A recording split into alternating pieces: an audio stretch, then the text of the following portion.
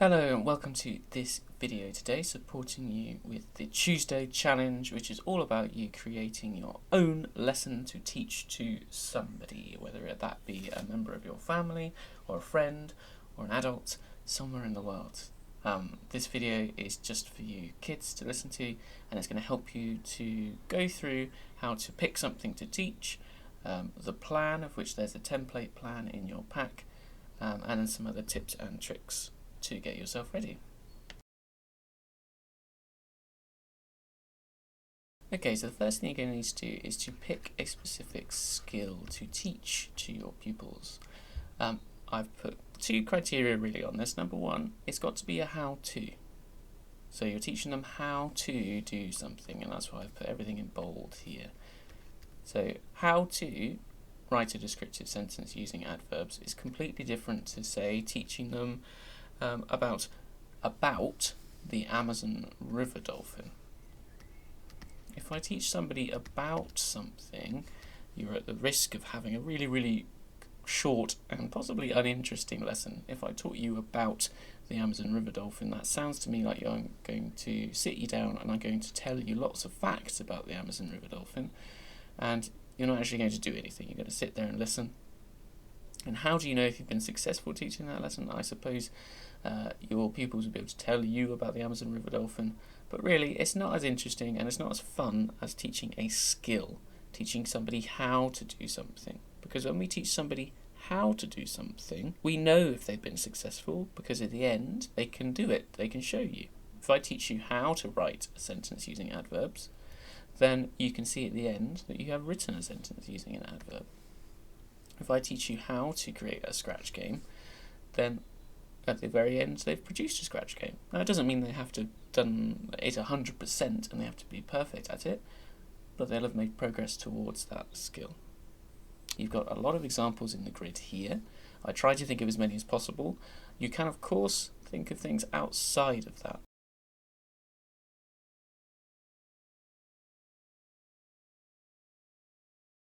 Okay, so that said, we're going to move on to start looking at the planning.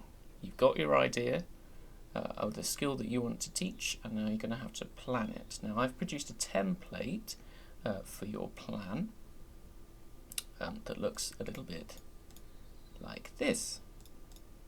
Now, as I always say, a plan is personal, so you can have a plan that looks like this and you can use the template, or you can create your own style of plan. It could be a series of pictures, it could be a bunch of notes, it could be a mind map, it could be any of those things. I've just tried to produce something which you could use and which sets out the different parts you need.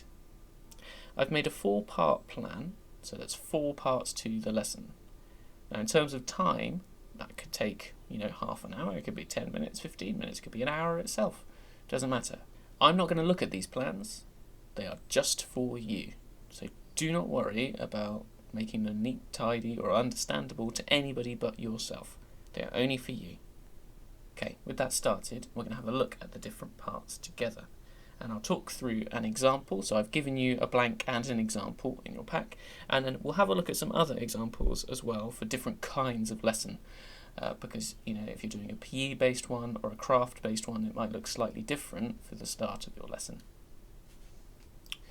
Okay, so let's have a look through this blank one first. First thing you'll notice, we've got our Walt up here. So that Walt is just, again, thinking about what's the skill, how to, what are we going to teach them, and that's what just goes in there.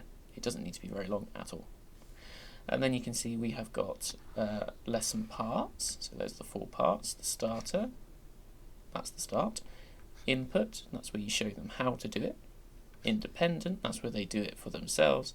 And the evaluate, which is the feedback part. So in our lessons at school, that evaluate part is where we look at our Walt and we talk about the things we've done well, things we might want to improve on, and we tend to mark out whether we are feeling green for good, amber for okay, or red for help me. So those are your 4 parts. You've then got 2 questions you have to ask yourself. What am I going to do in that part? And that can be bullet points, it could be numbers. First I'm going to, then I'm going to, and so on. And then afterwards, what do you need to do that? Let's have a look at an example that I have filled out. So, starter. So the idea of the starter is that you have a task that warms people up, gets them thinking and gets them talking. Usually it's related to the skill, but it doesn't have to be.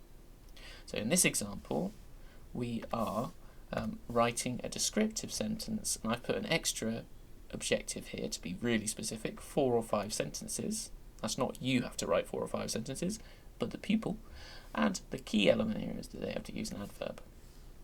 So I was trying to think, what could be a starter? What could really get people talking on that one? So as a starter, we've got number 1, everyone is going to walk around, and we're going to play the game. So we play the adverb game all the time, don't we? We actually play it with different word classes. We do the noun, where you have to, was it touch your head? Something like that. The verb, which you act out, and the adverb, where you change the way you move, or you hop. So I figured we could play that game to start off with, because it gets people thinking about adverbs, and it gets people thinking about different word classes, which is what I want them to think about in the lesson. So in my game, everyone walks around. When I say freeze, they have to stop. When you say an action, they have to do it. So if I say hop, they hop. If I say jump, they jump. If I say sit, they sit. At some point, I'm going to shout freeze and ask them what action they're doing. Oh, I'm doing a hop. And then how are they doing it? Oh, I'm doing it slowly. I'm doing it quickly. I'm doing it tiredly. And then you can say, oh, brilliant, you've just used an adverb. That's fantastic. And then you can move the game on to include adverbs in your instructions. Now you need to walk quietly, move quickly. And you can do that for a few minutes. Basically, I would do it until everyone starts getting a bit bored or tired, or you just want to move on. I'd probably say no more than, 5 minutes, but it depends if you want to keep a timer or not. What do I need for that? So, if I'm going to play a game, well, I probably need a bit of space. I've said different movement words, so I definitely need that. So I might want to think about those words beforehand. I might want to think about which ones I want to use, and I might just scribble them down on a bit of card or a bit of paper. I've also thought I probably need a bit of space to do that, so it might be something that if I was at home, I would do outside in the garden. I know I've written mine as instructions in sentences. Yours does not have to be. It could be simple bullet points. Okay, moving on to the next part then. So the input, this is where we share the skill. You're basically showing them how it's done. So I've said what we'll do is show a picture. So with writing, I always like to show pictures of things to help us get ideas. So I'm going to show a picture of a tiger. I've been specific. What adverbs could we use? So you're trying to get people to think of some adverbs. Maybe try for 5 words. This is a tricky one, especially for writing. How many words, how many ideas do you generate? If your pupils are really in the flow and generating lots of things, that's brilliant. You just keep going. If they're not, then it might help to think of some backups. Then afterwards I'm going to explain that we can use these adverbs that we've generated. So we've labelled a picture maybe with lots of different adverbs, and we can create interesting sentences like, and then I have an example, the tiger crept carefully through the grass. Now I've given them an example, we can try to write a sentence together. So this would be at school, we would kind of do it on whiteboards. What do I need for that? Well, I'm going to need a picture of a tiger, because otherwise I'm going to be a bit stuck. I don't want to get to my lesson and find out I haven't got the picture that I need. And probably a pen and a pencil, maybe even something to write on. So I might need some paper for them and for me. This next bit is possibly the trickiest part, because this is the part where they have to be independent, where they're supposed to do it mostly on their own. And you kind of get to sit back and watch them go. And I say it's tricky because it can be really tricky just letting them have a go and then seeing how they do, because sometimes you just really want to get involved and help, or they have a bit of trouble, so you have to get involved and help. And it all depends. For the independent part, I've sort of thought about it because this is a writing task, a bit like at school. So they get their first sentence, which you've already thought of, and they can write it down. They could share it. Then they can keep moving on. So until they've got 4 or 5 sentences, and you can say that to them. You could say, I want 4 or 5 sentences before you are finished, before you show me, anything like that. What you could do is kind of watch over the shoulder and just be really enthusiastic about the cool things they do and say, oh wow, you're really working hard, or I'm really impressed, because that makes people feel good and it makes them feel like they are being paid attention to, which is what we want to do with our pupils. We want to make them feel good about what the work they do. You might have to remind them to use adverbs in case they forget. They might ask you for help, so you need to be ready for that. But they're supposed to be independent. What do I need for it? Well, probably just a paper and pencil again. The last part of the session is evaluating. This is the how did they do. So not you telling them how they did, but them telling you how they felt about it. So this is exactly when we do our WALT at school. Maybe you can ask them to share why. So if somebody put up an orange pen or a colour, I might say, oh, why do you think you're an orange? Or if they put a green, why do you think you're a green? And at the very end, just say well done and thank you, because it's just polite to say, well done and thank you for having a go at my lesson. What do I need for that? Well, I might just need some green and orange and red pens so that they can show their different colours. Okay, I'm going to sketch 3 different possible lesson plans, all on one piece of paper, so I'm going to squeeze it all in. But this is just a way to think about different possible starters, different possible ways of teaching the lesson. We've done a literacy-based one, so I'm going to look at a PE-based one, so if you wanted to do something like the Keepy Uppies, and I'll talk through as well a craft-based one, so one where you're going to design and make something, and I will probably use one of the examples from here, so maybe it will be how to, make the ultimate sandwich. I'll talk about the evacuate one as well. So for a starter, if I'm doing a PE session, very simply, it's just going to be a warm-up. You want to think about what kind of warm-ups you want to do, but you want to sort of think about kind of Joe Wicks. If you've seen Joe Wicks, you could use that. So you might want to do some lunges, you might want to do some stretches, some jogging. You might even think of a quick game you can play, so something like or any games that you play with Coach Jake that don't involve any equipment. Those are the kind of things I would do for a PE starter. For the input, you're going to show them the skill. And this is where you need to think carefully because you want to break down the skill. So what's the first thing they need to know how to do? If you're doing Keepy Uppies, maybe they need a bit of practice just kicking the ball. So you might want to think about kicking. Do you need to show them how to get the ball up onto your foot and get it into the air? Maybe that's a second skill, so getting it into the air.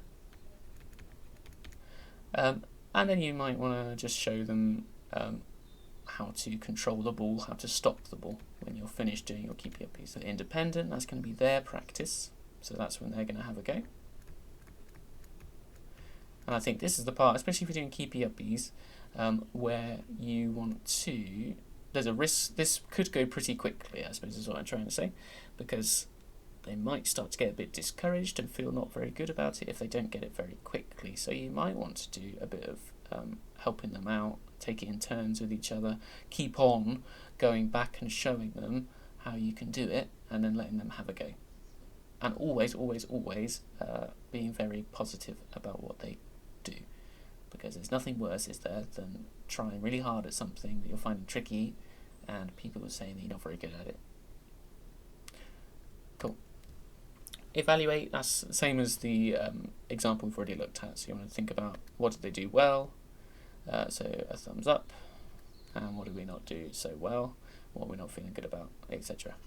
If I was doing the sandwich one, so how to make the ultimate sandwich, for a starter, that might be a lot of talk and a lot of discussion about different kinds of sandwich, what you might find in a sandwich. You might even phrase it, a really cool thing to do, or I think to do, is you might say, would you rather have a ham sandwich or a cheese sandwich, and why? So they have to really think about it. So you could do a would you rather activity for sandwiches, and that's applicable to other types here as well. So would you rather have a fox origami or a bird origami? Would you rather have a birthday card with a pop-up or one with a badge on it? So that you're thinking, you're getting the pupils to think about different types of birthday card or different types of, in this case, sandwich. So you're talking about something related to the skill, but they've also got to do some really thinking about it. It's not just what's your favourite sandwich, it's, oh, which one would you prefer and why? So they have to do that justification, which is that higher and trickier skill. For the input, that's really just you showing how to make a sandwich, how to make the ultimate sandwich, how to make your ultimate sandwich. So that's going to involve here being very careful with your equipment, having a space to make a sandwich, having the ingredients for it. So that's just showing them how to. You might want to let them. They're going to want to be able to. They're going to need to be able to see what you're doing. For the independent part, maybe you let them make their own ultimate sandwich. They get to design it and they get to talk through it. Maybe your outcome here is that they can. Maybe they can write a set of instructions. Maybe that's what you want them to do, so they can tell you how to make the ultimate sandwich. For the evaluate, same as before, nothing changes. Basically, the evaluate one is the same across all of these stages. It doesn't change at all. If I was doing the evacuate, then my first starter is probably going to be talking about fire safety or ways of keeping yourself safe at home. Thinking about hazards and dangers in the home. So you can have a discussion there, or you could even have a picture of a home and say, oh, what hazards and dangers can you see? So you could have a kind of I spy kind of activity. It depends how easy it is to find that kind of a picture or make that kind of a picture. You need to make that judgment for yourself. For the input, I would just get them to, I would probably have it as a mixed. I'd have part one would be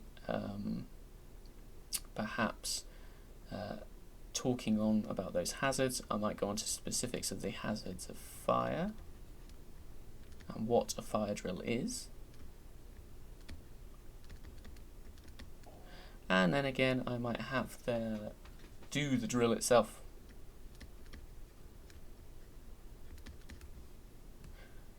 And then for their independent part, they're going to create that poster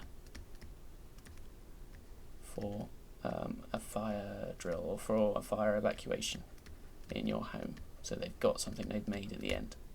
So the skill is that they've learnt about how to evacuate in if a house was on fire. So they need to think about things like smoke detectors, keeping calm, keeping quiet, and leaving the house without, grabbing all your belongings. And they've learnt about that, and then they've created a poster because they've learned how to share that information with somebody else. So at the very end of your support pack, I put in a little checklist just to help you think about, or make sure that you've thought about all the things you need. So have you got the how-to? Have you got your resources, the things you need to do your teaching? So that's your what I will need.